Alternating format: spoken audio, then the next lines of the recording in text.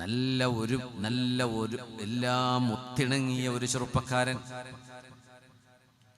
ഹൈറ്റും വെയിറ്റും സൗന്ദര്യവും പ്രായവും ഭംഗിയും എല്ലാം സമഞ്ജസമായി മേളിച്ച ഒരു ചെറുപ്പക്കാരൻ. കാണുന്നതോ ടീനേജുകാരിയായ ഒരു പെൺകുട്ടിയെ, സൗന്ദര്യവതിയായ മറിയം റളിയല്ലാഹു അൻഹ, മനുഷ്യനായി മുമ്പിൽ അവതരിച്ച മാലാഖയായ ജിബ്രീൽ അലൈഹിസ്സലാം. ഇത് മലക്കാണെന്നറിയാതെ ഒരു പുരുഷനെയാണ് കാണുന്നത്. ജിബ്രീൽ അലൈഹിസ്സലാം മറിയം ബീവിയുടെ മുമ്പിൽ പ്രത്യക്ഷപ്പെടുകയാണുണ്ടായത്. തൊടുകയോ ചോദിക്കുകയോ അപായപ്പെടുത്തുകയോ വഴിതടയുകയോ ഒന്നുമല്ല. മഹദിയായ മറിയം റളിയല്ലാഹു അൻഹ ഒറ്റയ്ക്ക് നടന്നു പോകുന്ന തൻ്റെ വീട്ടിലേക്ക് വരുന്ന വഴിക്കരികിൽ ഒരു ചെറുപ്പക്കാരനെ, പരിചയമില്ലാത്ത ഒരാളെ കാണുമ്പോൾ ഇന്നി ഉഈദു ബിർറഹ്മാനി മിൻക ഇൻ കുൻത തഖിയാ. ഒരു 17 വയസ്സുള്ള പെൺകുട്ടി തൻ്റെ മുമ്പിൽ സ്നേഹത്തിൻ്റെ കത്തുമായി, ഐ ലവ് യു മെസ്സേജുമായി വരുമ്പോൾ, അത് ഇൻസ്റ്റഗ്രാമിലാവട്ടെ, സോഷ്യൽ മീഡിയയിലാവട്ടെ, ഫോണിലാവട്ടെ, മെസ്സേജിലാവട്ടെ, വാട്സപ്പിലാവട്ടെ, നിന്നെ എനിക്കിഷ്ടമാണ് എന്ന ഒരു പൈശാചിക ചിന്തകളോടുള്ള ചുവയോടുകൂടെ ഒരു അന്യപുരുഷൻ തന്നെ സമീപിക്കുമ്പോൾ പെൺകുട്ടികൾക്ക് ഓർമ്മ വരാറുണ്ടോ?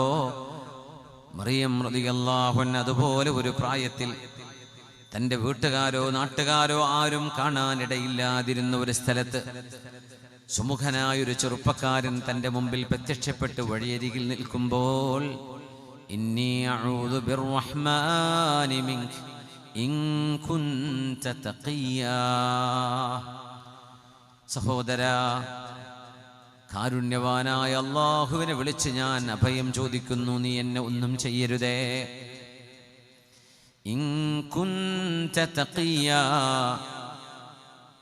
അല്ലാഹുവിനെ ഭയപ്പെടുന്നില്ലയോ നീ? ഈ വാക്കുകൾ പറഞ്ഞ മോളാണ്, ഉമ്മയാണ്, സഹോദരിയാണ് മഹദിയായ ഈസ നബി അലൈഹിസ്സലാമിന്റെ ഉമ്മയായ മഹദി മറിയം റളിയല്ലാഹു അൻഹാ. ഇന്നി അഊദു ബിർറഹ്മാനി മിൻക ഇൻ കുൻത തഖിയാ. തിന്മകളിലേക്കുള്ള പ്രലോഭനങ്ങൾ ഉണ്ടാകുമ്പോൾ, തിന്മകളിലേക്ക് വഴിതെറ്റാനുള്ള അവസരങ്ങൾ ഉണ്ടാകുമ്പോൾ, ഒരുമിച്ച് ഓടി നടക്കാനോ കളിക്കാനോ, ഒരുമിച്ച് ഇരുന്ന് ചായ കുടിക്കാനോ കോഫി കുടിക്കാനോ, ഐസ്ക്രീം പാർലറുകളിൽ പോയിരിക്കാനോ, ആരാരും അറിയാതെ ആശയ സംവേദനം നടത്താനോ ഒക്കെ അവസരങ്ങൾ ഉണ്ടാകുമ്പോൾ ഇന്നി അഊദു ബിർറഹ്മാനി മിൻക, നിന്നിൽ നിന്നൊരു ഉപദ്രവവും ഒരു ദുഷിച്ച ചിന്തയും എന്നെ കൊള്ള വരരുതേ എന്ന് ഞാൻ എൻ്റെ കാരുണ്യവാനോട് അഭയം തേടുകയാണ്. ഇൻ കുൻത തഖിയാ, നീ അല്ലാഹുവിനെ ഭയപ്പെടുന്നില്ലേ എന്ന് തനിക്ക് തൻ്റെ മുമ്പിലേക്ക് പ്രേമത്തിൻ്റെ ആ ഒരു സന്ദേശവുമായി വരുന്ന ഒരാളിനോട് അതിന് സമാനമായ ഒരു ആശയത്തിലെങ്കിലും ധാർമ്മികതയുടെ, സ്വത്വബോധത്തിൻ്റെ, ലജ്ജയുടെ, ഹയാഇൻ്റെ, ഇഫ്ഫത്തിൻ്റെ, ചാരിത്രശുദ്ധിയുടെ ആ ഒരു മഹത്വം ഓർത്തുകൊണ്ടൊരു മറുപടി പറയാൻ നമ്മുടെ പെൺകുട്ടികൾക്ക് ഇന്ന് സാധിക്കണ്ടയോ? ഈ പോക്ക് വളരെ ഗുരുതരമാണ്. ഒരു പെണ്ണിൻ്റെ അഭിമാനം നഷ്ടപ്പെടുന്ന എത്രയെത്ര സാഹചര്യങ്ങളിലൂടെയാണ് നമ്മുടെ മക്കൾ കടന്നു പോകുന്നത്. സാറാ ബീവി റളിയല്ലാഹു അൻഹയ്ക്ക് അല്ലാഹുവേ, ആ ദുഷ്ടനായ രാജാവിൻ്റെ കരസ്പർശം പോലും ഏൽക്കരുത്, എൻ്റെ ഭാര്യയെ ഒരാളും തുടരുത്, അവളുടെ ചാരിത്രശുദ്ധി നഷ്ടപ്പെടരുതേ എന്ന് മെഹ്റാബിൽ നിന്ന് സുജൂദിൽ കിടന്നുകൊണ്ട് പ്രാർത്ഥിക്കുകയായിരുന്നു, ദുആ ചെയ്യുകയായിരുന്നു, നിസ്കരിക്കുകയായിരുന്നു ഇബ്രാഹിം അലൈഹിസ്സലാം. ആ പ്രാർത്ഥനയ്ക്ക് ഉത്തരമായി അല്ലാഹു നൽകിയതാണ് രണ്ടാമതൊരു സുന്ദരിയായ ഹാജർ റളിയല്ലാഹു അൻഹയെ. സാറ ബീവിയാണ് പറഞ്ഞത്, ഇബ്രാഹിം നബിയെ, മക്കൾ ജനിച്ചിട്ടില്ലാത്ത എനിക്ക് ഇനി മക്കളുണ്ടാകുമോ എന്നറിയില്ല, ഞാൻ വാർദ്ധക്യത്തിലെത്തിയല്ലോ, ഹാജറിനെ കല്യാണം കഴിച്ചോളൂ, അല്ലാഹു നിങ്ങൾക്ക് മക്കളെ തന്നേക്കും. ആ ഒരു ദാമ്പത്യത്തിലാണ് ഇസ്മാഈൽ നബി അലൈഹിസ്സലാം ജനിക്കുന്നത്. അത് കഴിഞ്ഞപ്പോഴേക്കും സാറ ബീവിക്കും മക്കളുണ്ടായി, മകനുണ്ടായി, ഇസ്ഹാഖ് നബി അലൈഹിസ്സലാം. ഇസ്ഹാഖ് നബിയുടെ പരമ്പരയിലൂടെയാണ് ലോകത്ത് വന്ന നമ്മുടെ ഹബീബ് ഒഴികെ എല്ലാ പ്രവാചകന്മാരും വന്നത് ഇസ്ഹാഖി പരമ്പരയിലൂടെയാണ്. ഇബ്രാഹിം നബിയുടെ മകൻ ഇസ്ഹാഖ് നബിയിലൂടെ ആയിരക്കണക്കിന് പ്രവാചകന്മാർ വന്നു.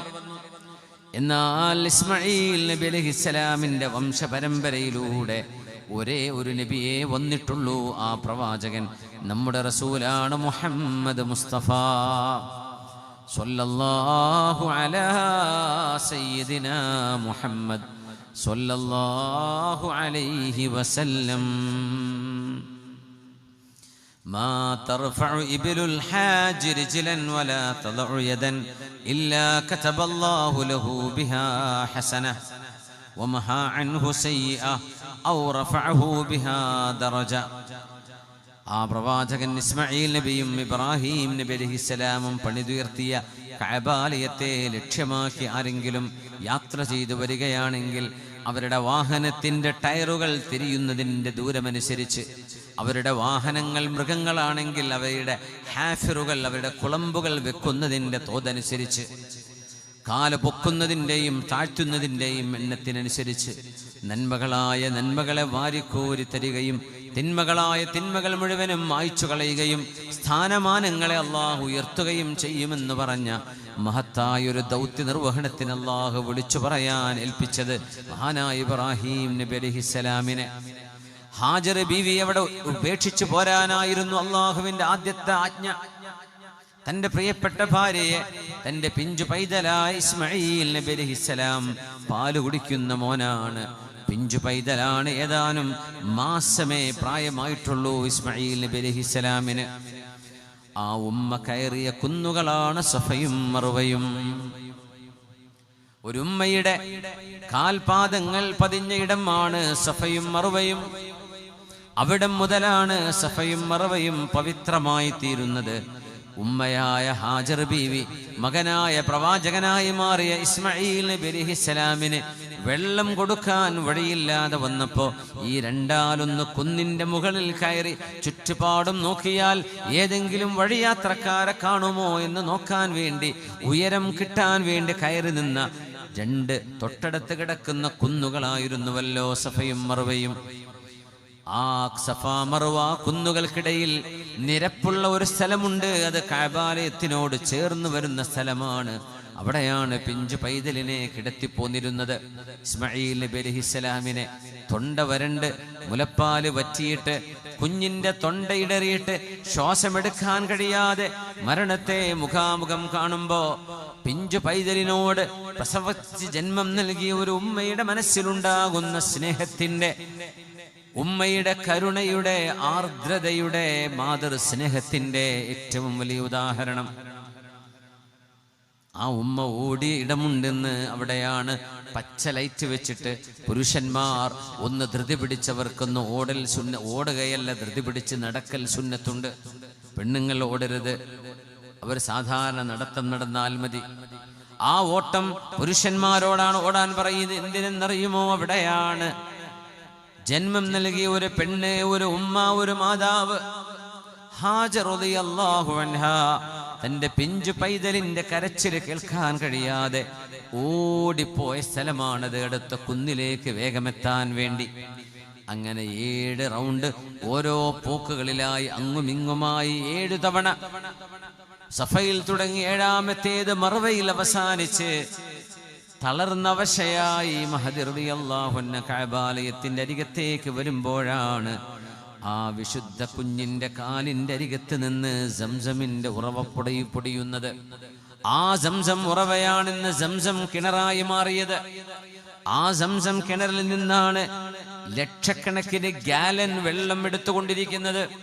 ഇന്നും മക്കായുടെ ഊഷരമായ ഭൂമികയിൽ ഏറ്റവും കൂടുതൽ മിനറലുകൾ അടങ്ങിയ ലോകത്തെ അത്യപൂർവമായ വെള്ളം സംസം എന്നറിയപ്പെടുന്ന ആ പരിശുദ്ധമായ ദാഹജലം, പുണ്യജലം, മാഉ സംസം ലിമാ ശുരിബല. നിങ്ങൾ എന്തുദ്ദേശിച്ചുകൊണ്ടാണോ കുടിക്കുന്നത് ആ നീയത്തിന്റെ കനമനുസരിച്ച് നിങ്ങൾക്ക് ഉദ്ദേശ സാഫല്യമുണ്ടാവാൻ സംസം കുടിച്ചാൽ മതി.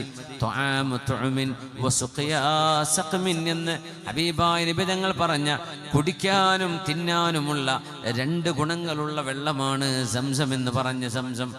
ആ സംസം ഉറവ പൊട്ടുന്നത് ഒരു ഉമ്മയുടെ മനസ്സിന്റെ പ്രാർത്ഥനയാണ്.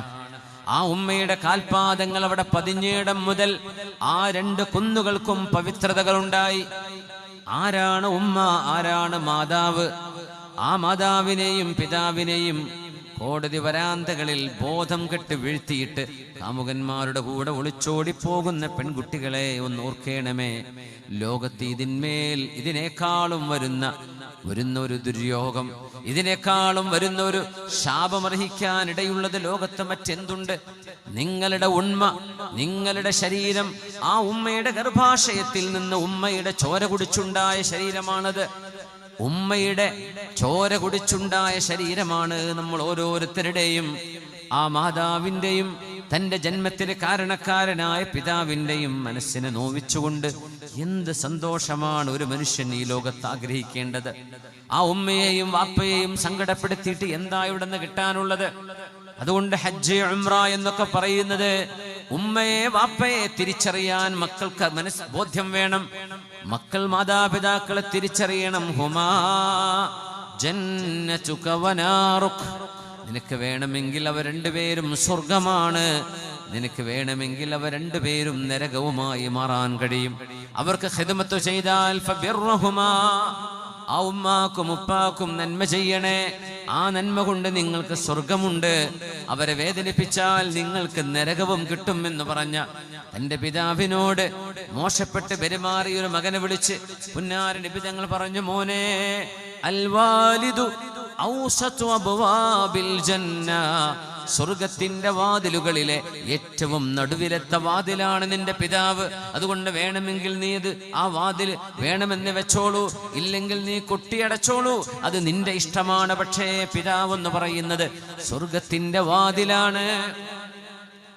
കരഞ്ഞ് കരഞ്ഞ് വാർദ്ധക്യത്തിലെത്തി കരഞ്ഞ് സങ്കടത്തോടുകൂടെ തന്റെ മകനെ യുദ്ധത്തിലേക്ക് യാത്ര അയക്കുന്ന സബയിലെ അദനിലെ ഒരു ഉമ്മ, ആ ഉമ്മയുടെ ഒരേ ഒരു മകനാണിത്.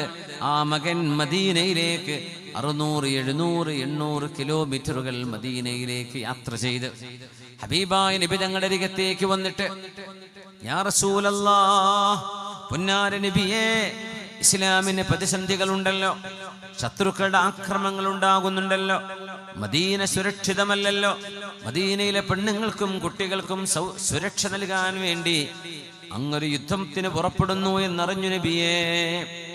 ആ കൂട്ടത്തിൽ എന്റെ ജീവൻ നൽകിയിട്ടെങ്കിലും അള്ളാഹുവിന്റെ വചനങ്ങൾക്ക് സുരക്ഷ നൽകാൻ ഞാനുണ്ട് നബിയേ, ഞാനും കൂടെയുണ്ട്. എവിടെന്നാ വരുന്നത്? യമനിൽ നിന്ന്. ആരൊക്കെയാ വീട്ടിലുള്ളത്? എനിക്കുമ്മയുണ്ട് നബിയേ. ആരാ ഉമ്മയുടെ കൂടെ? ആരുമില്ല. നീ മാത്രമാണോ ഒരു മോൻ? അതേ നബിയേ, എന്റെ ഉമ്മയെ ഞാൻ കരഞ്ഞുകൊണ്ടാണ് യാത്ര ചോദിച്ചു പോന്നത്.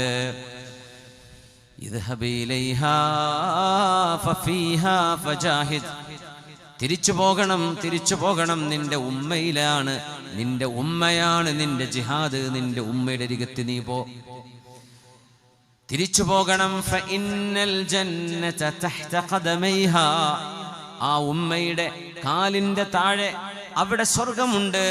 ആ ഉമ്മയെ നീ കരയിപ്പിച്ചിട്ടാണോ പോന്നത്?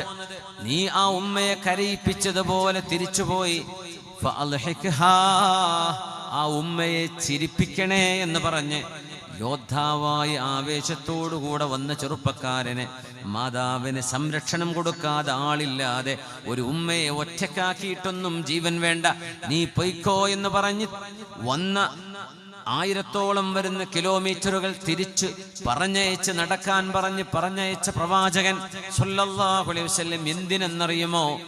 മാതൃഹൃദയത്തിന്റെ വേദന ഉമ്മ ആരാണ് എന്ന് മനുഷ്യർക്ക് പഠിപ്പിച്ചു തരാണ്. മനുഷ്യർക്കാണത്, മുസ്ലിങ്ങൾക്ക് മാത്രമല്ല. ആരാണ് മാതാവ് എന്ന് പഠിപ്പിച്ചു തരികയാണ്. തന്റെ ഉമ്മയെ തോളിലേറ്റിയിട്ട് തവാഫ് മുഴുവനും ചെയ്ത്, സഈ മുഴുവനും ചെയ്ത് തന്റെ ഉമ്മയെ തോളിലിരുത്തി.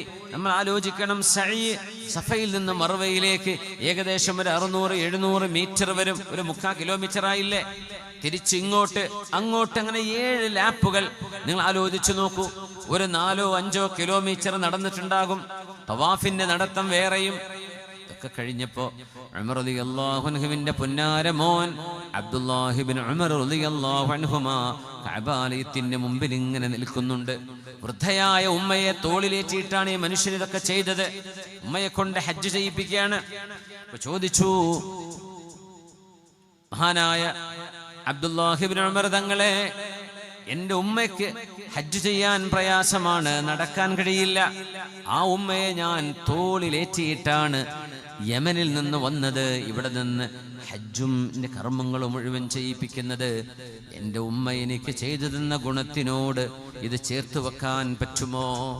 ഞാൻ എൻ്റെ ഉമ്മാക്ക് ഗുണം ചെയ്തു എന്ന് പറയാൻ പറ്റുമോ എന്ന് ചോദിച്ചപ്പോൾ, നീ ചെയ്തത് നിന്റെ പ്രസവത്തോടടുത്ത് നിന്റെ ഉമ്മ അനുഭവിച്ച ആ പ്രസവ വേദനയുടെ ഏറ്റവും വലിയ ഒരു നൊമ്പരത്തിന്റെ വേദനയുടെ കാഠിന്യത്തോട് ചേർത്ത് വെക്കാൻ പോലും ഇതായിട്ടില്ല മോനെ എന്ന് അബ്ദുല്ലാഹി ഇബ്നു ഉമർ എന്ന് പറയുന്ന അമീറുൽ മുഅ്മിനീൻ ഉമർ ഇബ്നുൽ ഖത്താബ് തങ്ങളുടെ മകൻ, മഹാപണ്ഡിതൻ, ഹറമിലെ ഇമാം, ഹയ്യ് ശുഹദാ എന്ന് പറയുന്ന മക്കയുടെ ഇന്നത്തെ നഗരിയിൽ അന്ത്യവിഷമം കൊള്ളുന്ന മഹാനായ സ്വഹാബി അബ്ദുല്ലാഹി ഇബ്നു ഉമർ മുത്തബിഉസ് സുന്ന റളിയല്ലാഹു അൻഹുമാ. ഇത് മാതാവാണ്. ഈ മാതാവിനെ ഓർമ്മിപ്പിക്കുവാനാണ് ഇന്നസ്സഫാ വൽ മർവ ഇന്നസ്സഫാ വൽ മർവത മിൻ ശആഇരില്ലാഹ്. ഒരു ഉമ്മയുടെ കാൽപാദമേറ്റ പ്രവാചകനും ജന്മം നൽകിയ ഒരു പ്രവാചകന്റെ കൂടെ ശയിക്കുകയും ആ പ്രവാചകന്റെ ജീവിത പങ്കാളിയായി മാറുകയും ചെയ്ത ഹാജർ ബീവി റളിയല്ലാഹു അൻഹയുടെ കാൽ സ്പർശമേറ്റ രണ്ട് കുന്നുകളെ അല്ലാഹു ശആഇരില്ലാഹ്, ഇന്നസ്സഫാ വൽ മർവ, തീർച്ചയായും സഫയും മർവയും മിൻ ശആഇരില്ലാഹ്,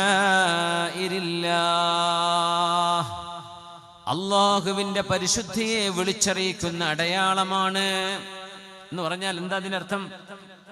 ഒരു മാതാവ് പടച്ചതമ്പുരാന്റെ അല്ലാഹു നൽകുന്ന ഏറ്റവും വലിയ സ്ഥാനവും അലങ്കാരവും ആ ഒരു രാജകിരീടവും തലയിൽ വെച്ചിരിക്കുന്ന രാജകുമാരിയല്ല, ക്വീനാണവര്, രാജ്ഞിയാണവര്. അതിനേറെ നിങ്ങൾക്ക് വിളിക്കാൻ പറ്റുമെങ്കിൽ ഇതെന്റെ പടച്ചതമ്പുരാൻ ആദരിക്കുകയും ബഹുമാനിക്കുകയും ചെയ്ത സൃഷ്ടികളിൽ പടച്ചതമ്പുരാനും റസൂലും കഴിഞ്ഞാൽ ഞാൻ ഏറ്റവും കടപ്പെട്ടിരിക്കുന്നത് എൻ്റെ മാതാവിനോട്, എൻ്റെ പിതാവിനോട്.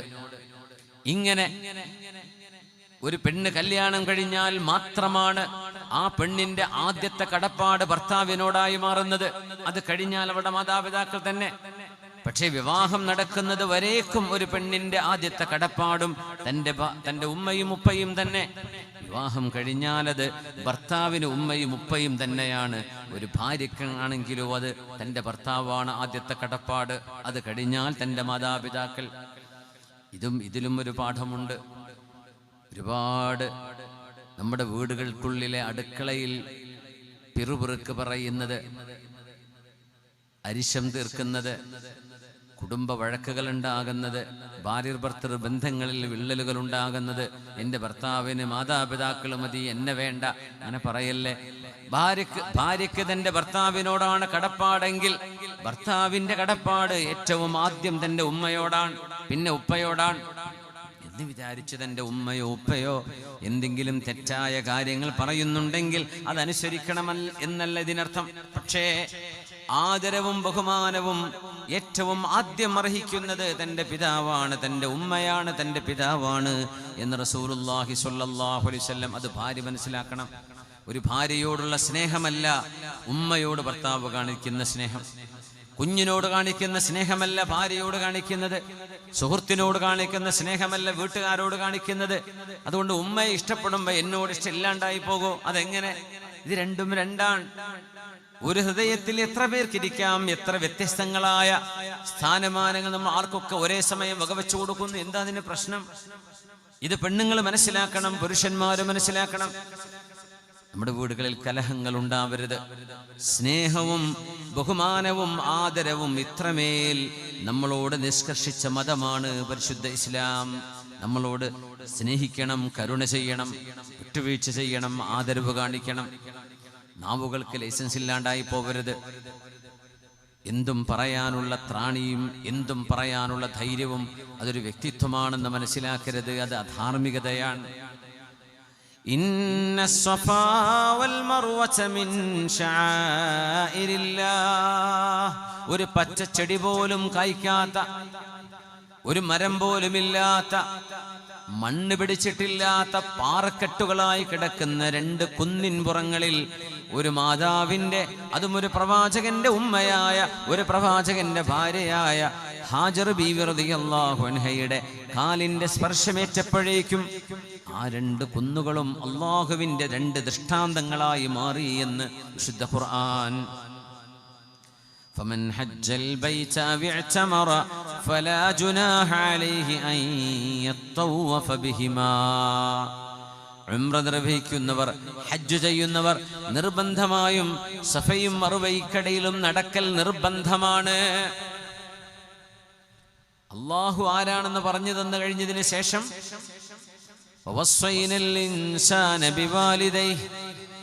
ആദ്യം പറഞ്ഞു അനിഷ്കുർ ലീ വലിവാലിദൈക്, നീ എനിക്ക് നന്ദി ചെയ്യണം അള്ളാഹുവിനോട്.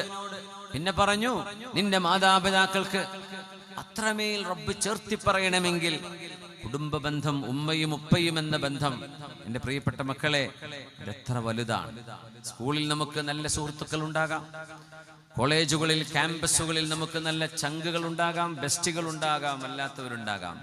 പക്ഷേ നമ്മുടെ ഉമ്മയോളം ഉപ്പയോളമുള്ള ആ ഒരു സ്നേഹത്തെ, ആ ഒരു കടപ്പാടിനെ കവച്ചു വെക്കുന്നതാകരുത് നമ്മുടെ സൗഹൃദ ബന്ധങ്ങൾ. പെൺകുട്ടികളെ, നിങ്ങൾക്ക് വേണമെങ്കിൽ അതിസുന്ദരനായൊരു പുരുഷനെ നിങ്ങൾക്ക് ഭർത്താവായി ലഭിച്ചേക്കും. പക്ഷേ നിങ്ങളുടെ ഉമ്മയും ഉപ്പയും സ്നേഹിച്ച പോലെ സ്നേഹിക്കാൻ ആ ഭർത്താവിന് കഴിയില്ല. എൻ്റെ ചെറുപ്പക്കാരെ, അതിസുന്ദരിയായ ഒരു പെണ്ണിനെ നിങ്ങൾക്ക് ജീവിതത്തിലേക്ക് ഭാര്യയായി കൊണ്ടുവരാൻ കഴിഞ്ഞേക്കും. പക്ഷേ നിങ്ങളുടെ സ്വന്തം ഉമ്മയും ഉപ്പയും സ്നേഹിച്ച പോലെ ആ പെണ്ണിനെ നിങ്ങളെ സ്നേഹിക്കാൻ കഴിയില്ല. ഇത് അല്ലാഹു ലോകത്ത് വെച്ചൊരു യാഥാർത്ഥ്യമാണ്. ആ യാഥാർത്ഥ്യം മനുഷ്യന് തെളിവ് പോലും ആവശ്യമില്ലാതെ ബോധ്യപ്പെടുന്ന യാഥാർത്ഥ്യമാണ്, അല്ലേ? ഒരു ഉമ്മയോടും വാപ്പയോടും മക്കളെ സ്നേഹിക്കണേ എന്ന് പറഞ്ഞില്ല ഖുർആൻ. എന്തേ? അത് ജന്മന അള്ളാഹു നൽകി കഴിഞ്ഞതാണ്. മക്കളോട് പറഞ്ഞു വാപ്പയും ഉമ്മയും സ്നേഹിക്കണം. അത് തർബിയത്തിലൂടെ കിട്ടുന്നതാണ്. വാപ്പക്കും ഉമ്മക്കും പറഞ്ഞു കൊടുക്കേണ്ട ആവശ്യമില്ല, അവരെ മക്കളെ സ്നേഹിച്ചിരിക്കും. പക്ഷെ മക്കളോട് പറഞ്ഞു കൊടുത്തു, നിങ്ങൾ ഉമ്മയെയും ഉപ്പയെയും അനുസരിക്കണം, അവരെ സ്നേഹിക്കണം. അവരുടെ ശബ്ദത്തെക്കാൾ ഉച്ചത്തിൽ നിങ്ങൾ ശബ്ദിക്കരുത്. നിങ്ങൾ കുറച്ച് ആരോഗ്യവും കുറച്ച് കരുത്തും കുറച്ച് എനർജിയും കുറച്ച് മസിലൊക്കെ വരുമ്പോ നിങ്ങളുടെ മാതാപിതാക്കൾ ദുർബലരായിരിക്കും. അവർക്കും ആ സ്റ്റേജ് കഴിഞ്ഞു പോയതാണ്. പക്ഷേ നിങ്ങളുടെ കൈക്കരുത്തിന്റെ മുമ്പിലോ നിങ്ങളുടെ തുറിച്ച നോട്ടത്തിന്റെ മുന്നിലോ നിങ്ങളുടെ വാപ്പയെ നിങ്ങൾ ചെറുതാക്കി കാണരുത്. നിങ്ങളുടെ ഉമ്മയെ ദുർബലയാണെന്ന് വരുത്തരുത്. അവരുടെ മുമ്പിൽ അടിമകളെ പോലെ നിൽക്കാൻ കഴിയുന്നത് ഒരു മനുഷ്യന്റെ ഏറ്റവും വലിയ ഔന്നിത്യമാണ്. ഇത് പഠിപ്പിച്ച മതമാണ് പരിശുദ്ധ ഇസ്ലാം. അതിനുവേണ്ടിയാണ് ഹജ്ജിൽ ആ ഉമ്മ ചവിട്ടിയ 2 കുന്നുകൾക്കിടയിൽ സർവ്വ മനുഷ്യരും നടക്കണമെന്ന് അല്ലാഹു പറഞ്ഞത്. ഹജ്ജിന് വിളിച്ചിട്ട് മുഴുവൻ ആളുകളും നടക്കണം. നിങ്ങൾ ആ നടത്തം നടന്നില്ലെങ്കിൽ നിങ്ങളുടെ ഹജ്ജ് സ്വഹീഹല്ല, നിങ്ങളുടെ ഉംറ സ്വഹീഹല്ല. എന്തേ? അള്ളാഹുവിന്റെ തൗഹീദിന് വേണ്ടി സ്ഥാപിക്കപ്പെട്ട കഅബാലയം കഴിഞ്ഞാൽ അനിഷ്കുർലി, എനിക്ക് നീ ചെയ്യേണ്ട നന്ദിയാണിത്, വലിവാലിദൈക്, അത് കഴിഞ്ഞാൽ നിന്റെ മാതാപിതാക്കളാണ്. അതിൻ്റെ ഒരു ഉമ്മയെ, ആ പിതാവുണ്ട് അവിടെ, ഇബ്രാഹിം നബി അലൈഹിസ്സലാം, ആ പിതാവിന്റെ പ്രാർത്ഥനയ്ക്ക് ഉത്തരമാണ് സംസം. ഒരു ഉമ്മയെ, ഒരു ഉപ്പയെ ആ കഅബാലയത്തിന്റെ മുന്നിൽ വെച്ച് അല്ലാഹു നമുക്ക് പരിചയപ്പെടുത്തുകയാണ്. ഇതൊന്നും കാണാതെ പോരരുത്. ഇതൊക്കെ കണ്ടറിയുമ്പോഴാ ഹജ്ജ് ഹജ്ജാകുന്നത്, ഉംറ ഉംറയാകുന്നത്. ഉമ്മയെ വൃദ്ധസദനത്തിൽ കൊണ്ടുപോയി ആക്കിയിട്ട്, ഉമ്മ ഞാൻ ഹജ്ജ് ചെയ്ത് വരട്ടോ. എന്റെ ഹജ്ജ്? അവൻ എന്തറിഞ്ഞു എന്താണ് ഹജ്ജെന്ന്, സഫയും മറുവയും എന്താണെന്ന് എങ്ങനെ അറിഞ്ഞു? പിതാവിനോട് ദേഷ്യം പിടിച്ചും പിതാവിനോട് മിണ്ടാതായും പിതാവിനോട് ആക്രോശിച്ചും പിതാവിനെ തല്ലിയും പിതാവിനെ മാനം കെടുത്തിയും. ഹജ്ജിനും ഉംറക്കും പോകുന്നവരറിയണം, അത് പൊരുത്തപ്പിടിച്ചിട്ട് പോയാൽ മതി, അവരുടെ പൊരുത്തം വാങ്ങിച്ചിട്ട് പോയാൽ മതി. അല്ലെങ്കിൽ അള്ളാഹുവിന്റെ റഹ്മത്തിന്റെ വാതിലുകൾ അവിടെ തുറക്കപ്പെടുകയില്ല. അള്ളാഹു നമുക്കൊക്കെ മാതാപിതാക്കളുടെ പൊരുത്തം അള്ളാഹു നമുക്ക് നൽകി അനുഗ്രഹിക്കട്ടെ. ആമീൻ യാ റബ്ബൽ ആലമീൻ. വിശുദ്ധമായ ഹജ്ജ് അല്ലാഹു നമ്മളെ സംസ്കരണത്തിന് വിളിക്കുന്ന ഒരു യാത്രയാണ്. വലില്ലാഹി അലന്നാസി ഹജ്ജുൽ ബൈതി മൻ ഇസ്തതാഅ ഇലൈഹി സബീലാ. മനുഷ്യൻ യാത്ര ചെയ്യുന്നവനാണ്, യാത്ര ചെയ്യേണ്ടവനാണ്. ലോകത്തിൻ്റെ ഏത് കോണിൽ നിന്നാണെങ്കിലും ഹജ്ജിന് കഴിവുള്ളവർ വന്നിരിക്കണമെന്നാണ്. മണിക്കൂറുകൾ നീണ്ടു നിൽക്കുന്ന ഫ്ലൈറ്റ് യാത്രകൾ വേണ്ടിവരും അതിന്. ചിലർക്ക് ബൈ റോഡ് വരേണ്ടി വരും. കാൽനടയായി പോരുന്നവരുണ്ടാകാം, കപ്പലുകളിലേറി വരുന്നവരുണ്ടാകാം. എത്ര ദൂരമാണെങ്കിലും ആ പരിശുദ്ധ മണ്ണിലേക്ക് യാത്ര ചെയ്യാൻ കഴിയുന്നവൻ ജീവിതത്തിൽ ഒരിക്കൽ ഹജ്ജിന് വേണ്ടി യാത്ര ചെയ്തിരിക്കണം. മനിസ്തതാഅ ഇലൈഹി സബീല. മാ അഹല്ല മുഹില്ലുൻ ഖത്തു വലാ കബ്ബറ മുകബ്ബിറുൻ ഖത്തു ഇല്ലാ ബുശ്ശിറ ബിൽ ജന്ന. ഹാജിമാർ അങ്ങോട്ട് വരുമ്പോൾ ലബ്ബൈക അല്ലാഹുമ്മ ലബ്ബൈക ലബ്ബൈക ലാ ശരീക ലക ലബ്ബൈക ഇന്നൽ ഹംദ വന്നിഅമത ലക വൽ മുൽക് ലാ ശരീക ലക. ഇഹ്റാം ചെയ്തു കഴിഞ്ഞാൽ, മീഖാത്ത് കഴിഞ്ഞു തുടങ്ങിയാൽ, കഅബാലയത്തെ ലക്ഷ്യമാക്കി വന്നു തുടങ്ങുമ്പോൾ ഹാജിമാരുടെ ചുണ്ടുകളിൽ വരുന്ന വരികളാണത്. ലബ്ബൈക അല്ലാഹുമ്മ ലബ്ബൈക. അല്ലാഹുവേ, ഞങ്ങൾ ഭൂമിയിലേക്ക് വരുന്നതിൻ്റെ എത്രയോ വർഷങ്ങൾക്ക് മുമ്പ് ഞങ്ങളുടെ പിതാമഹന്മാരുടെ മുതുകുകളിൽ ഒരു ദർറത്തുകളായി, അണുകളായി, കൊച്ചു സാധനമായി, കാണാൻ പോലും കഴിയാത്തതായി ഞങ്ങളുടെ പിതാക്കന്മാരുടെ ജീനുകൾക്കുള്ളിൽ, DNA-ക്കുള്ളിൽ നീ നിക്ഷേപിച്ചിരുന്ന ഞങ്ങളുടെ ജന്മത്തിന്റെ ആദ്യ രൂപങ്ങൾക്ക് പോലും കേൾക്കാൻ കഴിഞ്ഞു.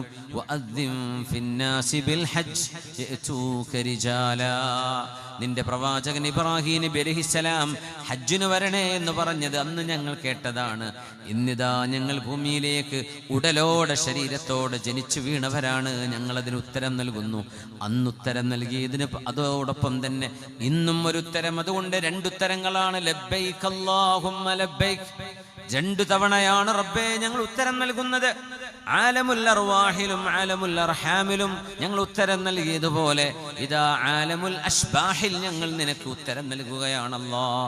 ലബ്ബൈക ലാ ശരീക ലക ലബ്ബൈക ഇന്നൽ ഹംദ വന്നിഅമത ലക വൽ മുൽക ലാ ശരീക ലക. എല്ലാ അനുഗ്രഹവും അധികാരവും നിനക്ക് മാത്രമാണ് റബ്ബേ. അത് പകുത്തെടുക്കാൻ ഒരാളും നിന്റെ കൂടെയില്ല, ഒരാൾക്കും അത് സാധ്യവുമല്ല. എല്ലാം നിനക്ക് നിനക്ക് നിനക്ക് എന്ന് പടച്ച തമ്പുരാന് അങ്ങനെ ലബ്ബൈക്കയും തഹ്ലീലും ചൊല്ലി വരുന്ന മുഴുവൻ ആളുകൾക്കും ഇല്ലാ ബുശ്ശിറ ബിൽ ജന്ന, ലാ ഇലാഹ ഇല്ലല്ലാഹും അല്ലാഹു അക്ബറും ചൊല്ലുന്ന എല്ലാ ഹാജിമാർക്കും സ്വർഗമുണ്ട്, സ്വർഗമുണ്ട് എന്ന് മാലാഖമാർ അവരുടെ കൂടെ വന്ന് പറയുന്നുണ്ട് എന്ന് റസൂലുള്ളാഹി സ്വല്ലല്ലാഹു അലൈഹി വസല്ലം. മാ ഹാദിഹി ഥനിയ്യതു യാ സ്വഹാബ. സ്വഹാബികളെ, ഏതാണ് ഈ കുന്നിൻ പുറം എന്ന് മദീനയിൽ നിന്ന് കടന്നു വരുമ്പോ മക്കക്കിടയിലുള്ള ഒരു കുന്നിൻ ചെരുവിനെ നോക്കി നബി തങ്ങൾ പറഞ്ഞു. അവർ പറഞ്ഞു, നബിയേ ഇത് ഥനിയ്യതു കദാ വകദാ. ആ കുന്നിന്റെ പേര് പറഞ്ഞു കൊടുത്തവര് കഅന്നീ ബിയൂനുസ് ഇബ്നു മത്താ. മഹാനായ പ്രവാചകൻ യൂനുസ് അലൈഹിസ്സലാം ആരാണോ വലിയൊരു ആംബർ തിമിംഗലത്തിന്റെ വയറ്റിലകപ്പെട്ടു പോയത്, മഹാനായ യൂനുസ് അലൈഹിസ്സലാം നീനവായിൽ നിന്ന്, ഇറാഖിൽ നിന്ന്, മെഡിറ്ററേനിയൻ കടലിന്റെ ഓരങ്ങളിൽ നിന്ന് ഇങ്ങോട്ട് പരിശുദ്ധമായ കഅബാലയത്തെ ലക്ഷ്യമാക്കി യൂനുസ് അലൈഹിസ്സലാം കടന്നു വരികയും ഈ കുന്നിൻ പുറത്തിലൂടെ തന്റെ ഒട്ടകപ്പുറത്ത് ഇങ്ങനെ കയറി ഇറങ്ങുമ്പോ, ആ കുന്നിൻ ചെരുവിലൂടെ ഇറങ്ങുമ്പോ ലബ്ബൈക അല്ലാഹുമ്മ ലബ്ബൈക ലബ്ബൈക അല്ലാഹുമ്മ ലബ്ബൈക എന്ന് യൂനുസ് അലൈഹിസ്സലാം തൽബീത്ത് ചൊല്ലി പോകുന്നത് ഞാൻ എൻ്റെ കണ്ണുകൊണ്ട് കാണുന്ന പോലെ. കുറച്ചപ്പുറത്തേക്ക് വന്ന് നബിയുല്ലാഹി മൂസ അലൈഹിസ്സലാമിനെ പ്രവാചകർ ഓർക്കുകയാണ്. ഈ കുന്നിൻ ചെരുവിന്റെ പേരെന്താണ് സ്വഹാബികളെ? അവര് പറഞ്ഞു സനിയ്യതു കദാ വകദാ. അതിന്റെ പേര് പറഞ്ഞു കൊടുത്തു. കഅന്നീ ബിമൂസ ഇബ്നു ഇമ്രാൻ. ഇമ്രാൻ എന്നവരുടെ മകൻ കഅന്നീ ബിമൂസ ഇബ്നു ഇമ്രാൻ. ഇമ്രാൻ എന്നവരുടെ മകൻ മൂസ നബി അലൈഹിസ്സലാം, കലീമുഹു, അല്ലാഹുവിന്റെ കലീമായ കലീമുല്ലാഹി മൂസ നബി അലൈഹിസ്സലാം. ഒരു ഒട്ടകപ്പുറത്ത് ആ ഒട്ടകത്തിന്റെ മൂക്കുകയർ ഈത്തപ്പനയോലകളുടെ നാരുകളെ കൊണ്ടുണ്ടാക്കിയതായിരുന്നുവെന്നും, ഒരു ചെമന്ന ഒട്ടകപ്പുറത്ത് മഹാനായ മൂസ നബി അലൈഹിസ്സലാം തൽബിയത്ത് ലബ്ബൈക ചൊല്ലിയിട്ട് കണ്ഠമിടറുകയും കരയുകയും ചെയ്ത് കണ്ണുനീർ കണങ്ങളാൽ കൊണ്ട് തൊണ്ട ഇടറിയിട്ട് തൽബിയത്ത് ചൊല്ലിയിട്ട് തക്ബീർ ചൊല്ലിയിട്ട് ഈ കുന്നിൻ ചെരുവുകളിലൂടെ കഅബാലയത്തെ ലക്ഷ്യമാക്കി മൂസ നബി വരുന്നതും ഞാൻ എൻ്റെ കണ്ണുകൊണ്ട് കാണുന്നു എന്ന് 3000 വർഷങ്ങൾക്ക് മുമ്പ് മൂസ നബി അലൈഹിസ്സലാം കടന്നുപോയ ചരിത്രം പ്രവാചകർ തങ്ങൾ ഇന്നലെ നടക്കുന്ന പോലെ സ്വഹാബിമാർക്ക് പറഞ്ഞു കൊടുക്കുന്നു. മാഹല്ല മുഹില്ലുൻ ഖത്തു വലാ കബ്ബറ മുകബ്ബിറുൻ ഖത്തു ഇല്ലാ ബുശ്ശിറ ബിൽ ജന്ന. സ്വർഗമുണ്ട്, സ്വർഗം നിങ്ങൾക്ക് അവകാശപ്പെട്ടിരിക്കുന്നുവെന്ന് ആ വിശുദ്ധ ഗേഹത്തിലേക്ക് തക്ബീർ ചൊല്ലി തഹ്ലീൽ ചൊല്ലി പോകുന്ന മുഴുവൻ ആളുകളോടും അല്ലാഹുവിന്റെ മലക്കുകൾ വിളിച്ചു പറയുന്നു അത്രേ എന്ന് റസൂലുള്ളാഹി സ്വല്ലല്ലാഹു അലൈഹി വസല്ലം. നമ്മുടെ ഉമ്മയും ഉപ്പയും കണ്ടുമുട്ടിയ ഒരു വിശുദ്ധമായ ഒരു ഗ്രൗണ്ടാണ്, ഒരു മൈതാനമാണ് അറഫ. അറഫ എന്നത് ഹറമിന്റെ പുറത്താണ്, ഹറമിന്റെ ബൗണ്ടറിക്ക് പുറത്താണ് അറഫയുള്ളത്. അറഫയുടെ ഹുദൂദുകൾ കാണാം, അതിരുകൾ കഴിഞ്ഞാൽ പിന്നെ ഹറമാണ്. പരിശുദ്ധമായ അറഫ ഭൂമിയെ അല്ലാഹുവിന്റെ റസൂൽ നമുക്ക് പരിചയപ്പെടുത്തി. ആ വിശുദ്ധമായ അറഫയാണ് ഹജ്ജ് എന്ന് പറയുന്നത്. അൽ ഹജ്ജു അറഫ. മനുഷ്യൻ അറിയുന്നിടത്താണ് ഹജ്ജാകുന്നത്. മനുഷ്യനെ തിരിച്ചറിയുന്നതാണ് ഹജ്ജ്. അറഫയാണ് ഹജ്ജ് എന്ന് പറയുന്ന ഇത്രയെല്ലാം ആശയങ്ങളുണ്ട്.